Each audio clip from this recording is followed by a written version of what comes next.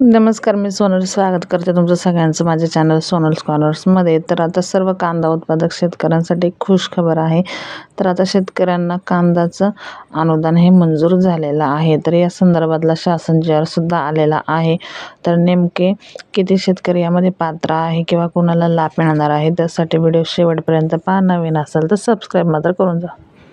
तर सर्वात आधी आपण इथे जी आर समजावून घेऊया. तर बघू शकता इथे दिनांक 12 ऑगस्ट 2025 रोजी हा जी आर काढण्यात आलेला आहे. तर मग कशा संदर्भात आहे, तर कांदा अनुदान योजना सन 2022-23 मध्ये फेरछाननी अंती पात्र लाभार्थ्यांना प्रलंबित कांदा अनुदान वितरित करण्याबाबत. तर मग थोडक्यामध्ये शासन निर्णय काय आहे आपण इथे बघूया.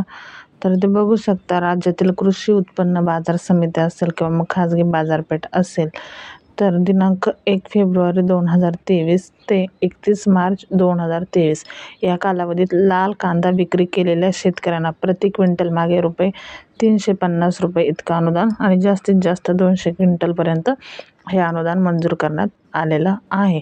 परंतु जर आता तुम्ही इथं जर पाहिलं, तर दिनांक 1 फेब्रुवारी 2023 ते 31 मार्च 2023 या कालावधीत कृषी उत्पन्न बाजार समित्यांमध्ये कांदा विक्री केलेल्या परंतु सदर कांदा उत्पादक शेतकऱ्यांच्या 7/12 उताऱ्यावरील नोंदींमुळे अपात्र केलेल्या सर्व प्रस्तावांची फेरछाननी करून पात्र ठरलेल्या एकूण 14,661 शेतकऱ्यांना कांदा अनुदानापोटी ₹28,32,30,507 इतका निधी वितरित करण्यास शासनाच्या मान्यता देण्यात येत आहे.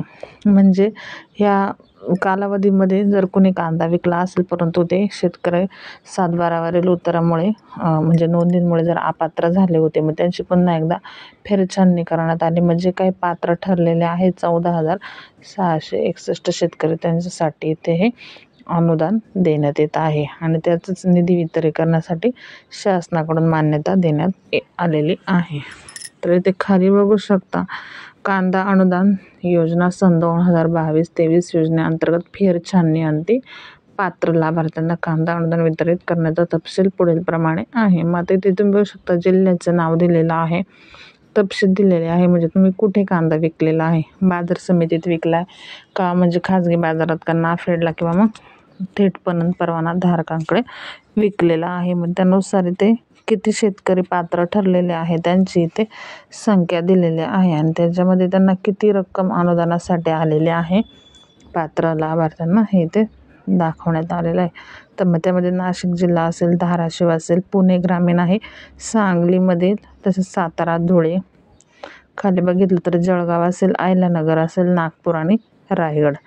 मग असे हे एकूण 14,661 शेतकरी आहे आणि त्यांना आलेला निधी आहे ₹28,32,30,507 इतका.